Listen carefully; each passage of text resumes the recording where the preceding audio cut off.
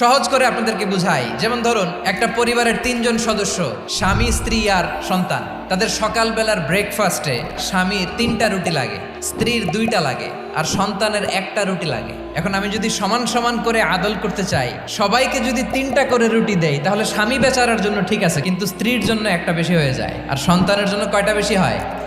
আচ্ছা, 2টা করে যদি সবাই দেই সমান সমান নীতিতে, তাহলে স্ত্রীর জন্য, স্ত্রী বেচারির জন্য ঠিক আছে, কিন্তু স্বামীর কয়টা কম পড়ে? আর সন্তানের বেশি হয়ে যায় কয়টা? আচ্ছা, সমান সমান নীতিতে সবাইকে যদি সকালের নাস্তার জন্য 1টা করে রুটি দেই, সন্তানের জন্য ঠিক আছে, কিন্তু স্ত্রী বেচারির কম পড়ে কয়টা? স্বামীর কম পড়ে কয়টা? 2টা। আর আমি যদি স্বামীকে দেই 3টা, স্ত্রীকে দেই 2টা, আর সন্তানকে দেই 1টা, তাহলে কারো অপচয় হবে না? যেখানে যার যতটুকু দরকার তাকে সেখানে ঠিক ততটুকু দিয়ে দেওয়ার নামই হচ্ছে আদল। আমরা বুঝতে পারলাম আল আদ শব্দের মানে হচ্ছে ইনসাফ বা সুবিচার বা ন্যায় বিচার।